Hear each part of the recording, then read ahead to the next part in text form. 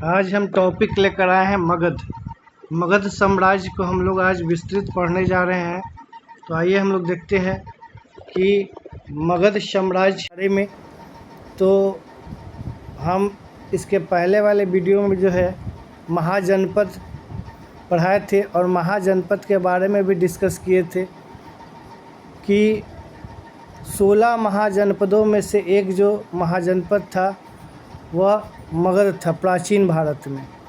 तो उसी के बारे में जो है हम आज फुल डिस्कस करने जा रहे हैं। देखिए मगध जो है, मगध प्राचीन भारत के 16 महाजनपदों में से एक महाजनपद था। अगर इसकी स्थिति अगर हम जानना चाहें तो मगध जो साम्राज्य जो था वह दक्षिण बिहार के क्षेत्र में स्थित था और इसके अंतर्गत पटना एवं गया जिला शामिल थे। अगर इसकी राजधानी की बात करें तो इसकी राजधानी गिरिब्रज थी, जो बाद में राजगृह बनी। अभी हम लोग जो राजगीर जो जाते हैं घूमने के लिए वही राजगीर है ना। तो पहले क्या थी, राजगृह राजधानी थी, ठीक है। और यह जो है राजगृह जो है, जो राजधानी बनी मगध की, वह 5 पहाड़ियों से घिरी हुई थी, ठीक है। और भगवान बुद्ध के पूर्व यहाँ मगध में जो है 2 प्रतिष्ठित राजा जो हैं शासन किए। पहला बृहद थे, जो वास्तव में जो है यहाँ का वास्तविक संस्थापक थे, ठीक है, मगध का। और दूसरा जरासंध, ठीक है, यानी बृहद्रथ और जरासंध यहाँ के प्रतिष्ठित राजा थे, है ना। अगर इसका हम भौगोलिक स्थिति अगर हम जानना चाहें तो मगध की सीमा जो है उत्तर में गंगा से दक्षिण में विंध्यवत पर्वत तक और पूर्व में चंपा से पश्चिम में सोन नदी तक विस्तृत थी, ठीक है। और TRE 1 के एग्ज़ाम में जो है BPSC टीचर के एग्ज़ाम में जो है क्वेश्चन पूछा गया था कि मगध जो है, ठीक है, गंगा के मैदानी भाग में, ऑप्शन था उत्तर में, है ना, पूर्व में, दक्षिण में, मध्य में। तो याद रखिएगा मगध जो है राज्य मध्य गंगा के मैदान में मध्य में पड़ता था, ठीक है। और यहाँ का अगर हम बात करें तो प्राचीन अगर हम यहाँ देखें कि किस तरह से मगध जो है प्रसिद्ध था उस समय, तो यहाँ सबसे पहले लोहे की खान, लोहे की खोज, है ना। मगध जो है पहले विस्तृत जो है जंगल हुआ करता था, लेकिन जब इसका जो है जंगलों को जो है जब साफ़ किया गया तो यहाँ पर जो है से लोहे का जो है खान प्राप्त हुआ। और यह गंगा के मध्य मैदानी हिस्सों में पड़ता है, तो यहाँ की जो मिट्टी जो थी वह काफ़ी उपजाऊ थी। तो यहाँ पर जो है कृषि जो है विस्तृत रूप से जो है कृषि यहाँ पर होती थी, यानी मगध साम्राज्य में। यानी भू स्रोत की बात करें तो यहाँ पर जो है कृषि जो है, यानी यहाँ की मिट्टी काफ़ी उपजाऊ थी और यहाँ पर जो है कृषि हुआ करता था। इसके अलावा हाथियों का जो है प्रचलन यहाँ पर था, हाथियों की भी खोज की गई थी, लोहे की खान का पता चला था, ठीक है। और यहाँ धान की रुपाई की पद्धति, ठीक है, विकसित की गई थी। बहुत इम्पोर्टेंट है, इसको माइंड में याद रखिएगा कि चावल का पैदावार जो है वह मगध साम्राज्य से ही मिला है, ठीक है। मगध साम्राज्य में वन क्षेत्र थे, ठीक है, ये सब पॉइंट याद रखिएगा। इसके अलावा अगर हम बात करें तो मगध राज्य में जो है उस समय मगध राज्य जो है उस समय शक्तिशाली जो हुआ कुछ राज्यों को मिलाकर हुआ, जो महाजनपद जो थे जैसे कौशल था, वत्सा और अवंती, इन सभी को जो है अपने में क्या कर लिया था, मिला लिया था, और इस तरह से ये जो है मजबूत हो गया था। क्योंकि मगध राज्य के अगर हम बात करते हैं प्रमुख वंश की, तो यहाँ पे आप देखिए तो यहाँ हर्यक वंश देख रहे हैं, हर्यक वंश 544 से 412 ईस्वी पूर्व, ये इम्पोर्टेंट है। कभी कभी जो है आपको मिलान वाला क्वेश्चन जो है आपको मिल जाएगा, ठीक है। तो इसलिए वंश जो है जितना भी, उसको आपको दिमाग में रखना है कि कितना से कितना ईसा पूर्व तक रहा। तो 544 ईसा पूर्व से 412 ईसा पूर्व तक, है ना, हर्यक वंश का था विस्तार। और इसका संस्थापक जो था, यानी वृहद्रथ के बाद जो है संस्थापक जो हर्यक जो हुआ मगध में, वो हर्यक वंश, ठीक है। और इस वंश का संस्थापक था बिंबिसार। कौन था? बिंबिसार। यहाँ देखिए बिंबिसार था। हर्यक वंश का स्थापना जो किया था वह बिंबिसार किया था। यानी आपसे अगर क्वेश्चन आ जाए कि हर्यक वंश के संस्थापक कौन थे, तो बिंबिसार, ठीक है।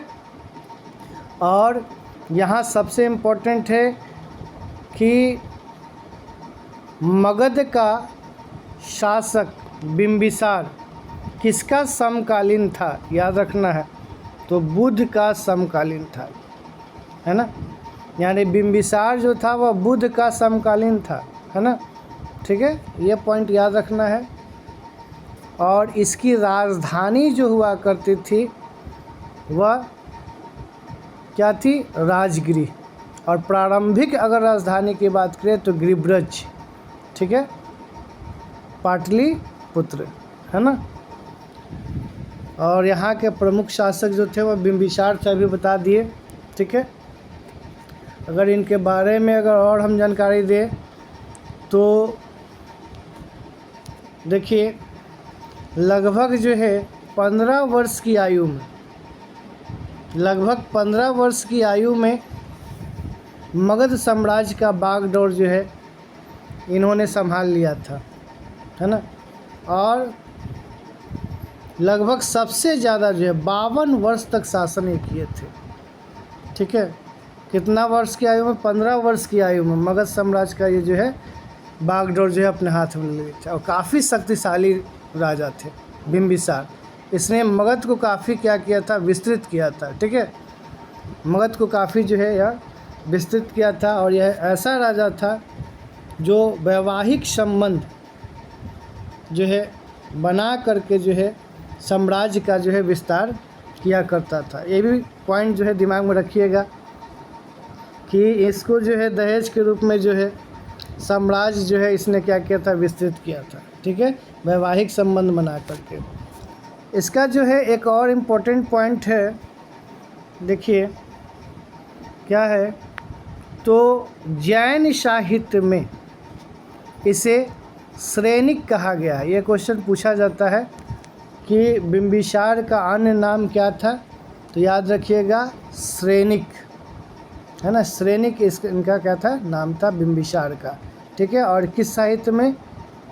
तो जैन साहित्य में, ठीक है। देख रहे हैं बिंबिसार मगध के आरंभिक हर्यक वंश का प्रथम शक्तिशाली था राजा, है ना। इसके अलावा यहाँ हम देखते हैं, ये तो बताएं कि इन्होंने अपना साम्राज्य विस्तार कैसे किया। तो यहाँ पर देखिए, यहाँ भी पॉइंट है, हम पहले भी बता चुके हैं कि बिंबिसार ने वैवाहिक संबंधों से अपनी स्थिति को मजबूत किया और उसने 3 विवाह किए, ठीक है। उसका प्रथम पत्नी कौशल राज्य कौशल राज्य की पुत्री व प्रसेनजित की बहन महाकौशल थी और इस विवाह से कौशल के साथ उसकी शत्रुता समाप्त हो गई। देख लिए, यानी यह जिस महाजनपद को हासिल करना चाहता था वह वहाँ पर जो है क्या करता था, वैवाहिक संबंध बना करके जो है उस तरह से वह अपना साम्राज्य का विस्तार किया करता था। ठीक है। इसके बाद दूसरी पत्नी क्या है, दूसरी पत्नी वैशाली की लिच्छवी राजकुमारी चेलना। याद रखिएगा, बिंबिसार की दूसरी पत्नी का क्या नाम था, चेलना। ठीक है। और यह कहाँ की राजकुमार थी, वैशाली की लिच्छवी का, है ना, जो हम पहले वीडियो में पढ़ाए थे महाजनपद में। वैशाली जो है गणतंत्र जो है गणराज्य हुआ करता था, यहाँ का शासन पद्धति जो था वहाँ का क्या था, गणतंत्र था, लोकतांत्रिक था। ठीक है। विश्व का प्रथम गणतंत्र माना जाता था वैशाली को, और वहीं की राजकुमारी थी चेलना। ठीक है। और जिसने अजात शत्रु को जन्म दिया। ठीक है। और तीसरी रानी थी पंजाब की मद्र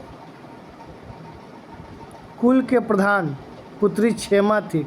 याद रखिएगा, पहली पत्नी जो थी इनकी प्रसेनजित की बहन महाकौशल।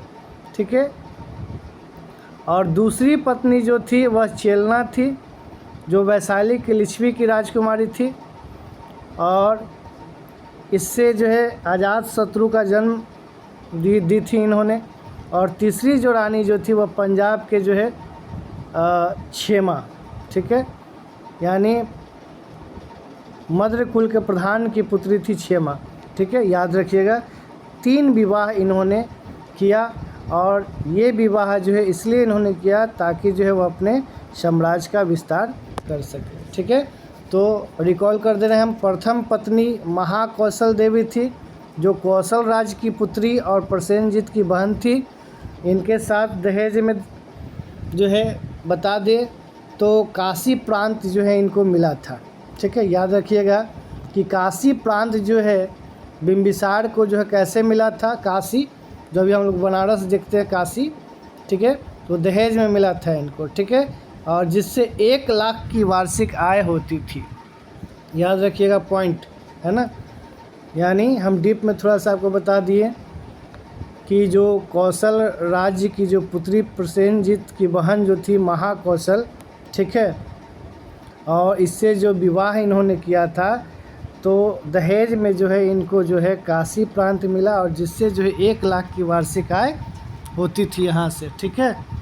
और दूसरी पत्नी वैशाली की लिच्छवी राजकुमारी चेलना थी, और जिससे आज़ाद शत्रु का जन्म हुआ था। और तीसरी पत्नी क्षेमा पंजाब के मद्र कुल की राजकुमारी थी। बहुत ही इम्पोर्टेंट है ये सब पॉइंट। ठीक है। याद रखिएगा। ठीक है। ये सब पॉइंट हम डिस्कस कर दिए हैं पहले। नेक्स्ट पॉइंट देखते हैं। मगध की वास्तविक शत्रुता अवंती से थी। ठीक है। जिसकी राजधानी उज्जैन हुआ करती थी। ठीक है। इसके राजा चंड प्रधोत महासेन का बिंबिसार ने से युद्ध हुआ था। चंड प्रधोत। ठीक है। याद रखिएगा, महासेन का बिंबिसार से युद्ध हुआ था। अवंती जो था मगध का जो है वास्तविक क्या था, शत्रु था, है ना। और इसकी राजधानी जो है वह उज्जैन हुआ करती थी। ठीक है। और यहीं जो है आपको इसी चंड प्रदोत जो था बाद में जो है यह क्या हो गया था, इन दोनों के बीच मित्रता हो गया था। ठीक है। नीचे देखिए दिया हुआ है कि जब चंड प्रदोत को पीलिया रोग हो गया तब बिंबिसार ने अवंती राज्य के अनुरोध पर राजवैद्य जीवक, याद रखिएगा पॉइंट, जीवक क्वेश्चन यहाँ से पूछा जाता है, उज्जैन भेजा था। और बिंबिसार ने अंग देश के शासक बृहदत्त को पराजित कर उसे अपने राज्य में मिला लिया था। ठीक है, देख रहे हैं। यानी यहाँ क्या कहता है कि बिंबिसार ने अवंती के जो शासक जो था चंडप्रद्योत से मित्रता कर ली तथा अपने राजवैध जीवक को उसके इलाज के लिए भेजा था। ठीक है, और इस तरह से जो है उसने ब्रह्मदत्त को पराजित कर जो है अपने राज्य में जो है मिला लिया था। किसको? अंग को। बिंबिसार जो था अंग राज्य को जीत करके जो है उसको मगध में मिला लिया था तथा अपने पुत्र अजातशत्रु को वहाँ का शासक नियुक्त कर दिया था। ठीक है, यानी अजातशत्रु, यहाँ से क्वेश्चन पूछा जाएगा कि अजातशत्रु जो है कहाँ का शासक था, तो याद रखिएगा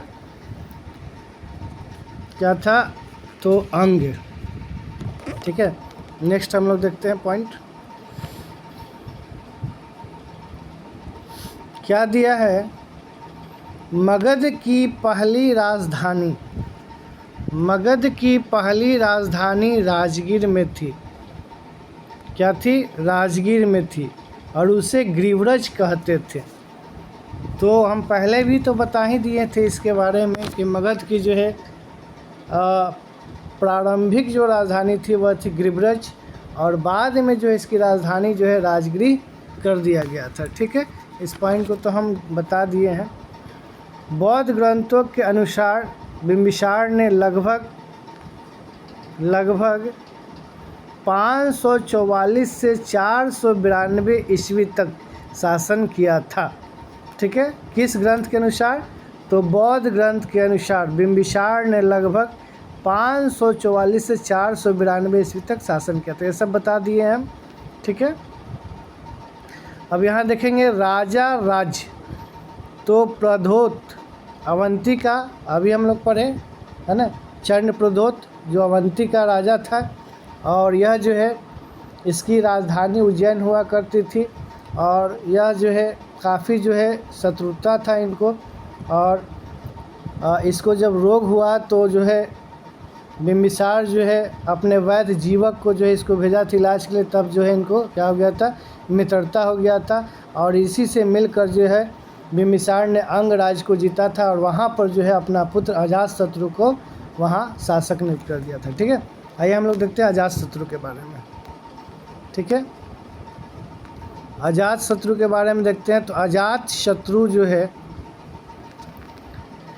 अजातशत्रु ने अपने पिता बिंबिसार की हत्या कर, क्या लिखा है, अपने पिता बिंबिसार की हत्या कर सिंहासन पर अधिकार किया था, इसलिए इसे प्रीतिहंता भी कहते हैं। वह बौद्ध एवं जैन दोनों मतों का पोषक था और उसके शासन काल के 8वें वर्ष में बुद्ध को महापरिनिर्वाण प्राप्त हुआ था। ये बहुत इम्पोर्टेंट है। ठीक है, किसके शासन काल में जो है भगवान बुद्ध को जो है महापरिनिर्वाण प्राप्त हुआ था, याद रखिएगा, VVI क्वेश्चन है। ठीक है, तो ये जो है अजातशत्रु के समय। ठीक है, और ये भी याद रखिएगा कि अजातशत्रु यानी कौन सा मगध का जो है राजा था। ठीक है, जो दोनों जो है धर्म को मानता था, तो याद रखिएगा अजातशत्रु बौद्ध एवं जैन दोनों का पोषक था, मानता था। ठीक है, यानी अजातशत्रु जो है के बारे में जो हम यहाँ पर बताएं तो इसके बारे में है क्या कि पहला तो यहाँ देख लीजिए, ये भी पॉइंट डिस्कस करना है कि जो है कब से कब तक जो है, तो 492 से 460, ये वाला भी याद रखना है कि अजातशत्रु का शासनकाल कब से कब तक रहा, 492 से 460 ईसा पूर्व तक। ठीक है, अजातशत्रु जो है को कौशल नरेश को पराजित कर युद्ध में काशी प्राप्त किया था। ये भी इम्पोर्टेंट है, अलग से आपको बता दिए हैं। ठीक है, नेक्स्ट हम लोग देखते हैं पॉइंट कर रहा है, इसने राजगृह में स्तूप का निर्माण करवाया था। इसने राजगृह में स्तूप का जो है निर्माण कराया था। ठीक है, याद रखना है। यानी राजगृह में स्तूप का निर्माण किसने कराया था? तो आपका यहाँ हो जाएगा अजातशत्रु। ठीक है, इसके शासन काल में राजगृह या सप्तकर्णी गुफा में प्रथम बौद्ध संगति का आयोजन किया गया। ये बहुत ही इम्पोर्टेंट है, यहाँ से क्वेश्चन बनता है कि प्रथम बौद्ध संगति का आयोजन जो है कहाँ हुआ था और किसके शासनकाल में हुआ था। ठीक है, तो राजगृह में हुआ था और अजातशत्रु के शासनकाल में हुआ था। ये आपको हम फिर से रिकॉल कर दे रहे हैं कि आपसे क्वेश्चन जो है पूछा जाएगा कि प्रथम बौद्ध संगति किस राजा के शासनकाल में हुआ था। तो याद रखिएगा अजातशत्रु के शासनकाल में हुआ था। और कहाँ पर हुआ था?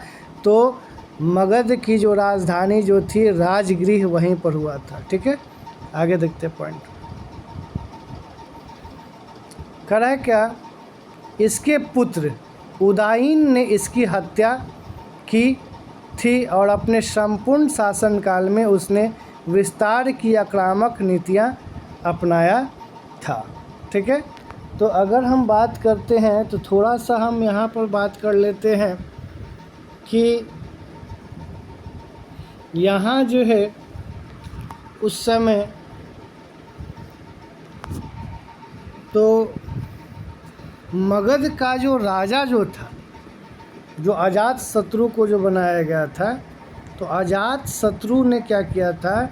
जो लिच्छवी गणराज जो है, ठीक है, लिच्छवी गणराज जो है उस पर विजय प्राप्त किया था।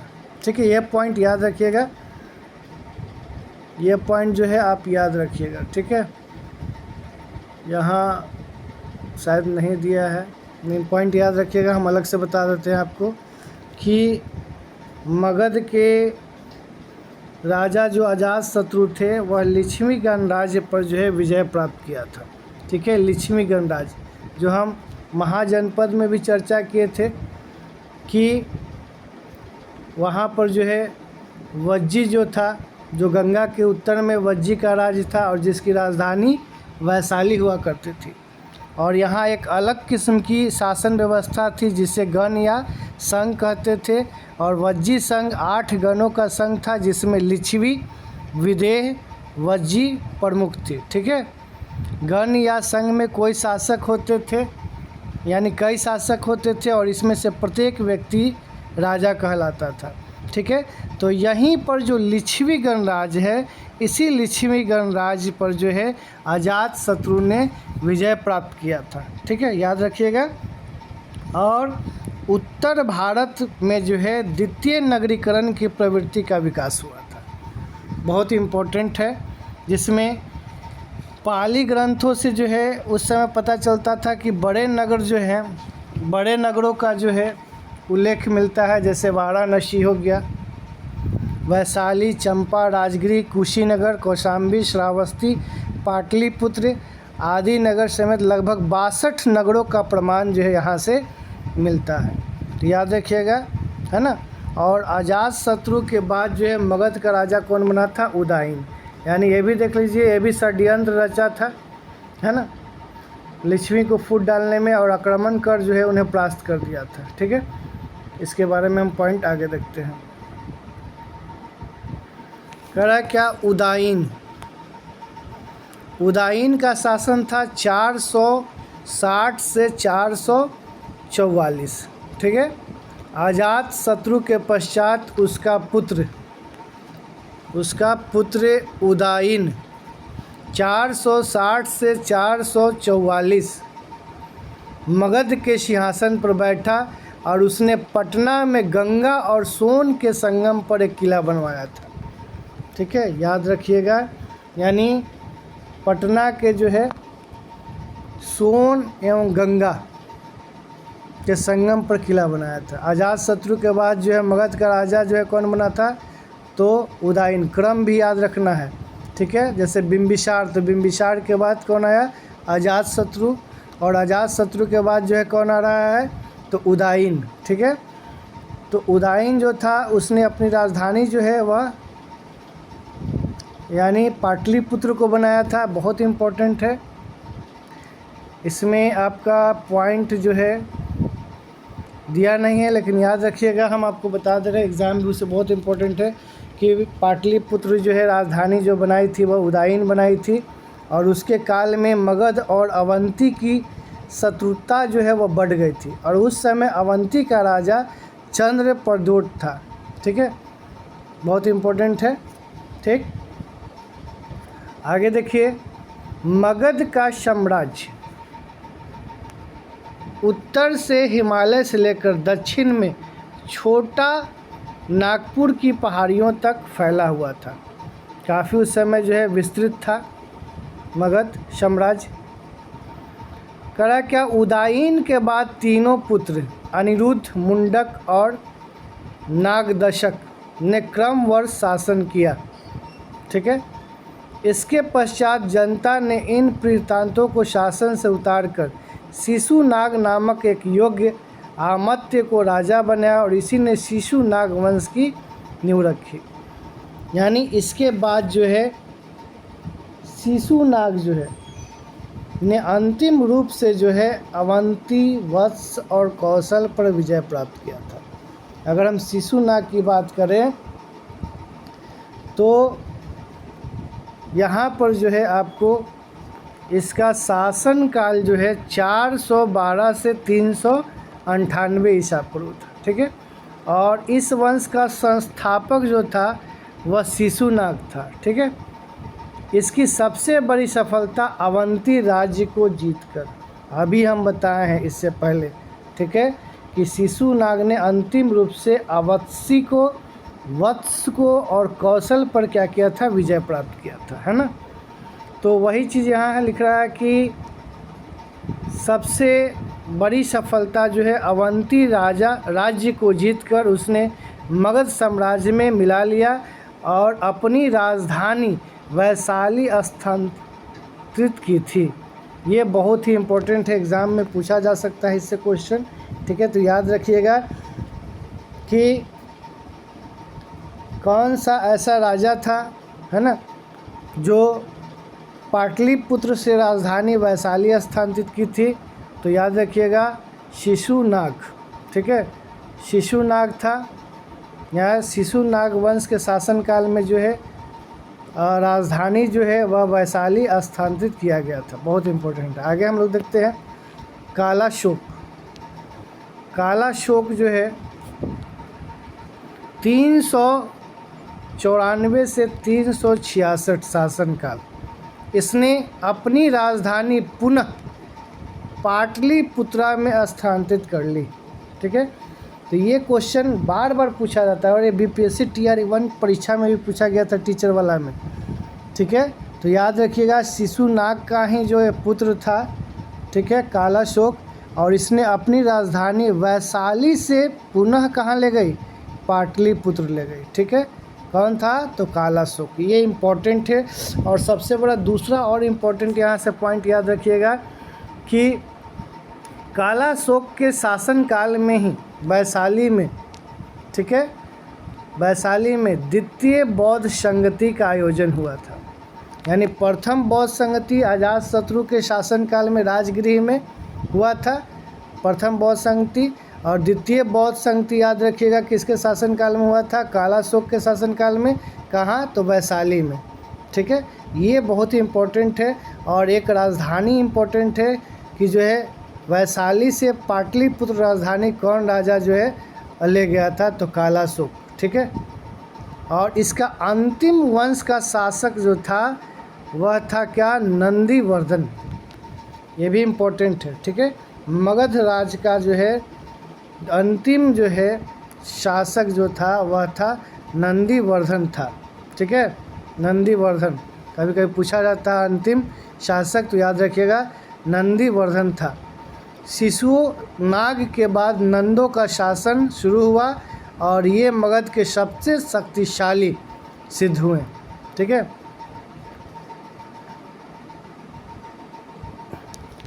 यहीं तक आपका जो है नेक्स्ट वीडियो जो है अगले दिन हम लेकर आएंगे।